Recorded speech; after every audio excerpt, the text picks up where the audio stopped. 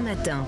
Le livre du jour à présent. Nicolas Caro, le vendredi avec vous, c'est toujours un classique ou un roman culte, et c'est un français que vous avez choisi cette semaine. Et pourtant, à cause du cinéma, beaucoup pensent qu'il s'agit d'une œuvre américaine. Pas du tout, c'est du français. Il faut dire qu'il y a eu 9 adaptations en film, et je ne compte pas les téléfilms.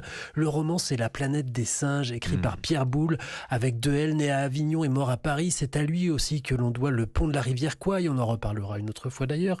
Mais donc, La planète des singes, publiée en 1963, l'histoire est simple, évidente, c'est peut-être pour ça qu'elle a eu tant de succès. Pierre Boulle en a eu l'idée en visitant un zoo. Il s'est demandé ce qui se passerait si c'était l'inverse, si lui était en cage et que des singes le regardaient. Mais comment créer ce monde ? Sur une autre planète, bien sûr. Le récit raconté a été retrouvé dans une bouteille qui flottait dans l'espace comme une bouteille à la mer. L'histoire se passe en 2500.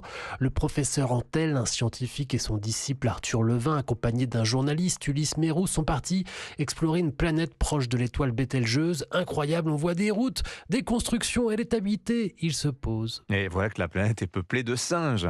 Exactement, et pas des plus accueillants. Il y a aussi des humains, les héros les rencontrent dès le départ, ils sont nus et ne parlent pas, ils se comportent comme des animaux en fait. Mais bientôt on comprend, le monde est effectivement inversé. Des singes débarquent, habillés, eux ce sont des chasseurs d'humains. Ulysse, le narrateur, est capturé, mis en cage, mais il est différent des autres humains quand même. Les singes orang-outans, chimpanzés, il y a un peu tout s'intéresse à lui et essaye de comprendre d'où vient ce spécimen. Et puis je vous raconte pas la suite, mais la fin est superbe, différente d'ailleurs du film, celui avec Charlton Heston. C'est court, c'est vif et inventif. Ça vaut vraiment la peine de le redécouvrir. Cette touche un peu vintage, évidemment. La planète des singes, signé Pierre Boulle. Merci Nicolas Caro. La musique à présent, Omblin Roche, avec un revenant cette semaine, Peter Gabriel.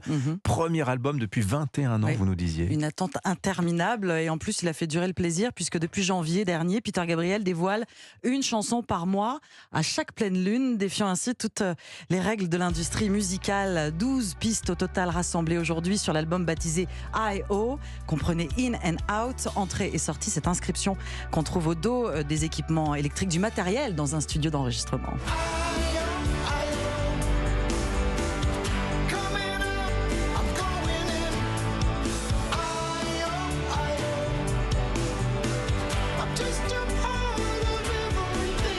Alors, on reconnaît la voix dès les premières notes. Oui. Alors, c'est sorti comme ça au compte-gouttes, un morceau chaque mois. Oui. C'est assez inhabituel. Peter Gabriel, de toute façon, ne fait jamais rien comme les autres. Voilà, il est à la hauteur de sa réputation, un créateur à l'imagination débordante. Rappelez-vous les débuts de son groupe Genesis. Eh bien, l'ère Peter Gabriel était novatrice, complexe, un brin farfelu. Cet album, I.O. a été enregistré en partie dans ses studios en Angleterre, les studios Real World, où il accueille depuis presque 40 ans des artistes venus de tous les continents.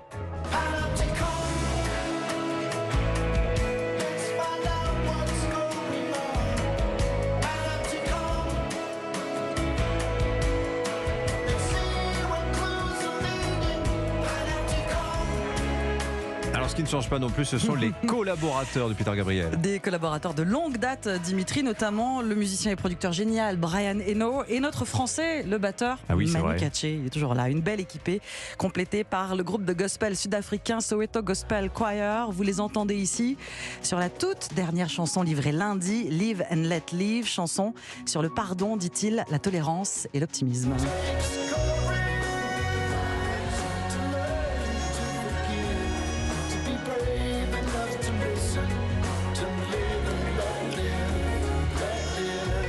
Peter Gabriel, c'est un maestro du son. L'orchestration, les arrangements sont d'une précision chirurgicale. Chaque titre a eu droit à 2 mixages stéréo réalisés par 2 ingénieurs du son.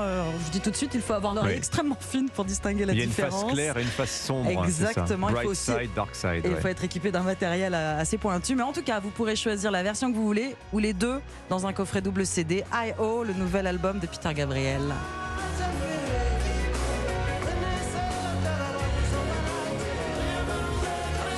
Ça rappelle les années 80. Merci beaucoup, Omblin Roche. Merci les amis. À demain, à lundi. Reposez-vous bien. Bon week-end.